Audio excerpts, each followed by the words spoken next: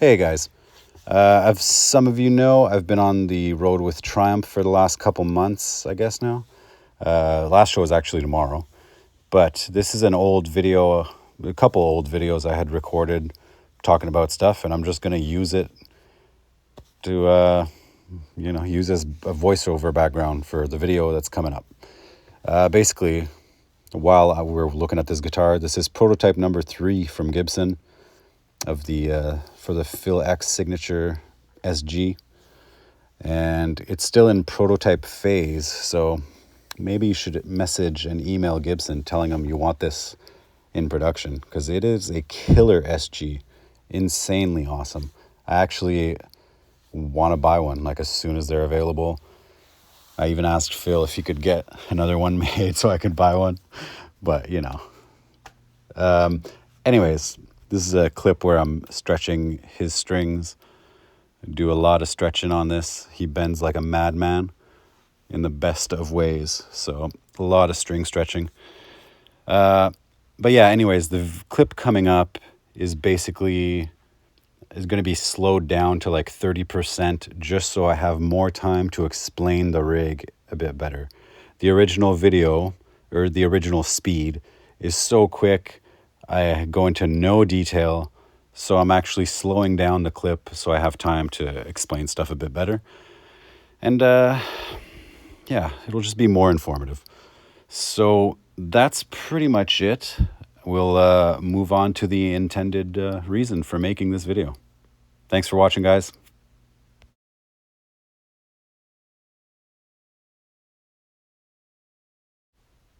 All right, guys, here is the stuff on stage, starting with his 2 Friedman signature amps, 100 watts, all tube, killer sounding.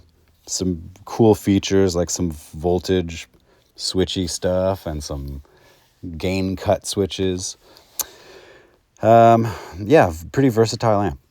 But going to the pedal board in this slowed down video, as I mentioned, will just give me time to explain stuff a little better, even though some of it might be a little long.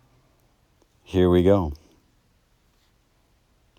So, body pack from the wireless sends out to a unit that is side stage beside me and comes back into the Pro RMP you see in the corner of the pedal board. The Shure wireless you see on the board is actually not in use right now. It just was still on the board at this time. This is early in the tour when I took this original video, and now my voiceover on it is like 6 weeks later. A lot of stuff has changed.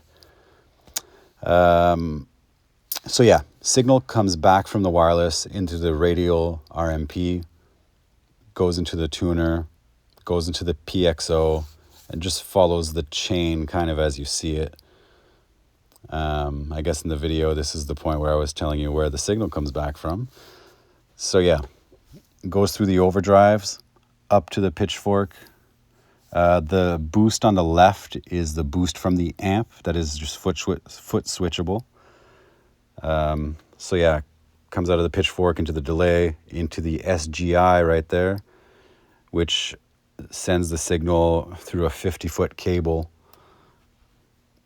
which there is the cable path just going down the edge of the stage, then the side edge behind the amp rack.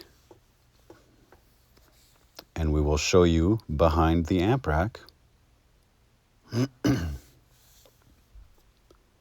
So, signal comes back into the SGI receiver, out of the SGI into the Twin City ABY switch, which is switched on both. So both outputs are going. One is going to the Friedman. The other one is going to a Supro with a little 8-inch, which we will see a little bit later.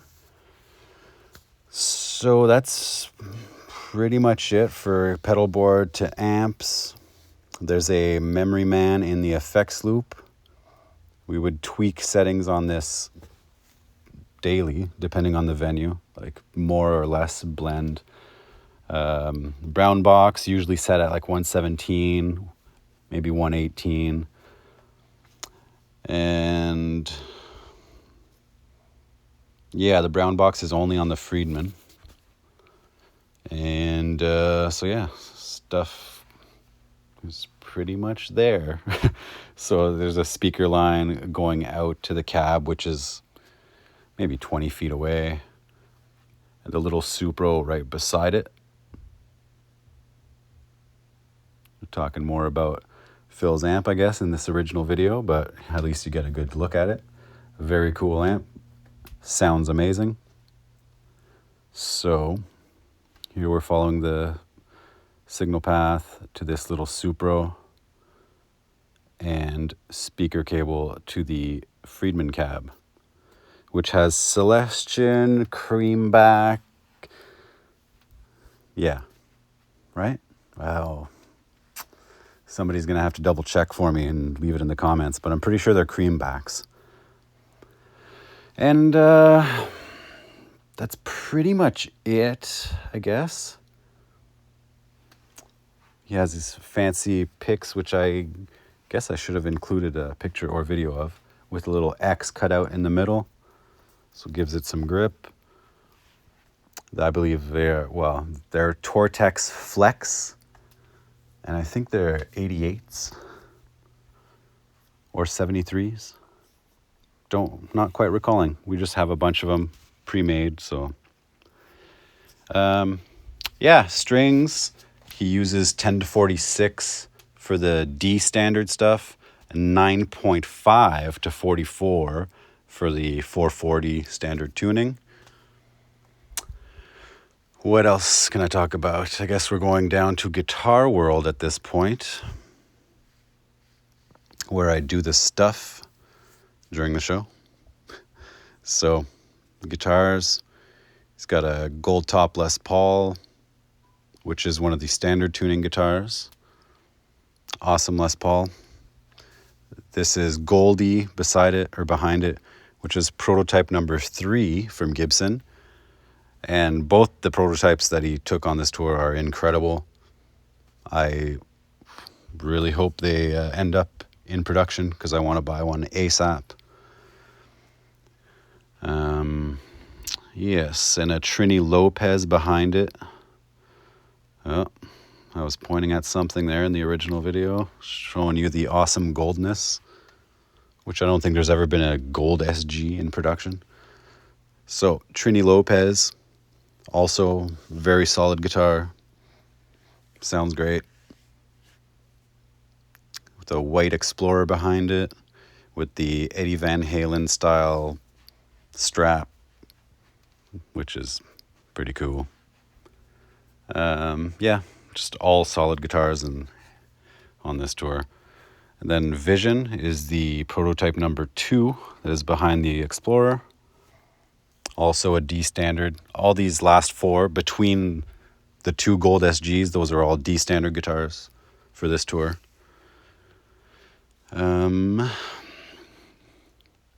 Yeah, with the little Vision action figurine in the neck cavity. That's where it gets its name from. All around, awesome guitar.